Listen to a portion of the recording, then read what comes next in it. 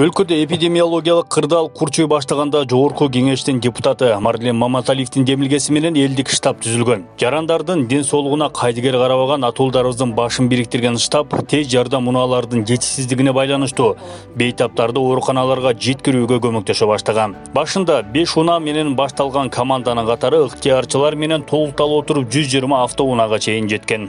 Көйгөйлөрдү көрдүк дагы, анан кийин жөн отурбай өзүнүн колдон келишинче ушу команда менен чогуу элдер менен жарыя кылып, ушу волонтерлор менен чогуу ушундай штаб ачтык эле. Ал штабтын биринчи ошо максаты ошол жерде болуп аткан азыркы учурдагы көйгөйлөрдү кантип биз жардам берсек, кантип мамлекетке, элге кантип жардам берсек деген ушундай уран менен чыккан эле. Кудайга шүгүр ошо баштаганда бир 5 машина менен баштап кийин 120га чейин жетти. Учурда жумуш азайгандыгына байланыштуу ыктыярчылар өзүлөрүнүн автоунааларын реанимобилдерге айлантып, карапайым калкка жардам көрсөтүүдө. Анан азыркы учурда биз бир аз өзүбүздүн жумушубузду эмнеге алмаштырып атабыз? Реанимобил кылып туруп, өзүбүздүн ушул машиналарыбызды болгон ичинде жабдыктар менен камсыз кылып, ошол кислородный концентрат менен камсыз кылып, жана башка дары-дармектер менен камсыз кылып, азыр ушундай өтө тяжелый больнойлорго скорыйлар жетпей баратса, биз ошолорго чыгып атабыз. Бүгүнкү күндө оорунун илеби кайтып, бейтаптар сакайып, абал турукташып жатат. Буга байланыштуу штабтагы унаалардын саны дагы кыскарды. Сөзсүз түрдө түнү чыгып алып иштеп атабыз. Ошол түнкү сменага дагы бир 10дөй машина калтыртабыз. Түнү канча сменага калтырып атабыз машинадан?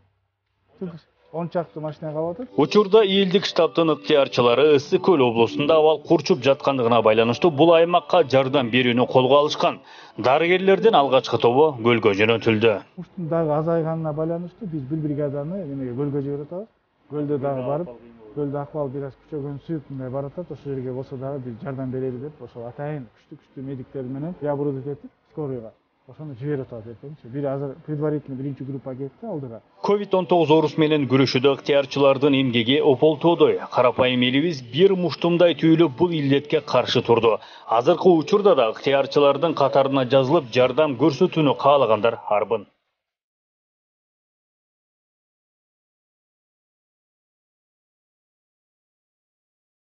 Ар бир ыктыярчыга күн сайын коргонууга керектүү болгон жабдыктары берилип турат.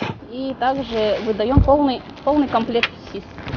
Это у нас очки одноразовые, маски одноразовые, перчатки. И вот примерно как у меня комплект. Каждый день так выдаете? Каждый день, да, каждый день обновляем, каждый день выдаем.